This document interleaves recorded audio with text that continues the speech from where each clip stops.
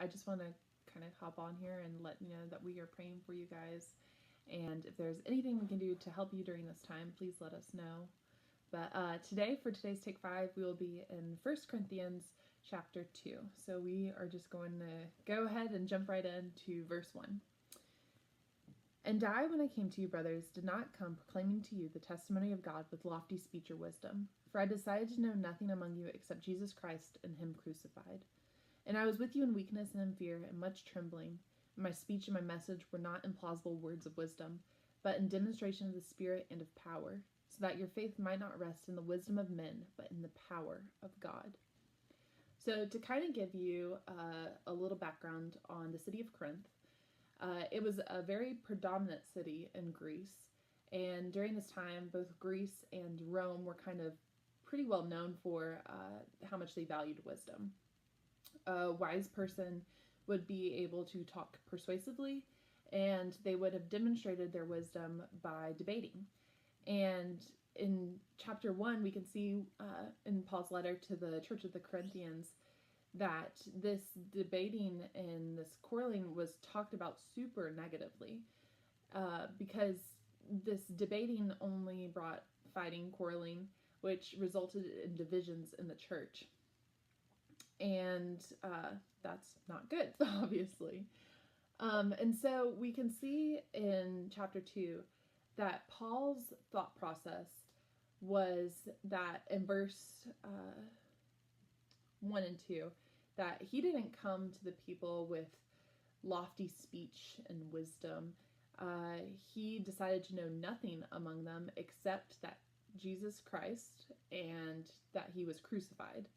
And that was all.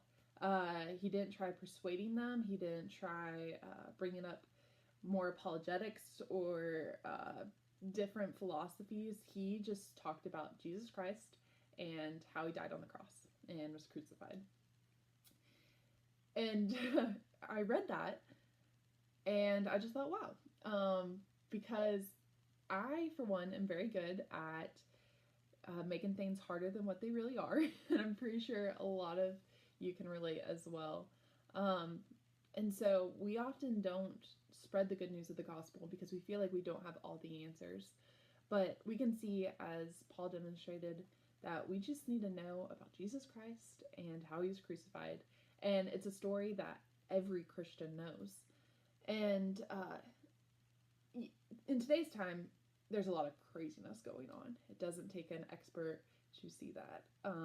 And I want to remind you that God is in absolute control. And so we can use that and not lean on the wisdom of men, but in the power of God. These things, people, wisdom, we can see in verse 6 of that same chapter that they are doomed to pass away. But God will stay. God is in control. And in today's time, we can't really go out on the streets and talk about Jesus Christ now because everybody's quarantined or self-isolated and practicing social distancing. But what we can do is we can get on social media because there are people on social media without God. There are people in our contact lists without God. There are people in our families without God. And there are people in closest to us without the hope of Jesus Christ. So where we as Christians can look at this time and have hope still that Jesus will one day come back and rescue his people. There's a lot of people that don't have that peace. And they're filled with worry and anxiety. But we have that peace and we can share it.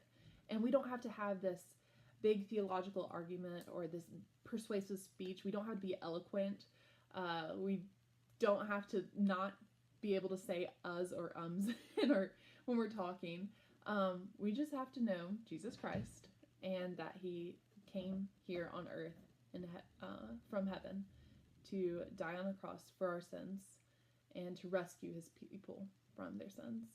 And if you didn't know that before now you do. And so now there are no excuses. But I just want to encourage you guys to talk to those people that you know of, to shine light in the darkness that is the world, and to just use this time to lean into God, to learn more about Him and His Word. And yeah, I hope you guys have an awesome day. If there's anything we can do to help you, please let us know.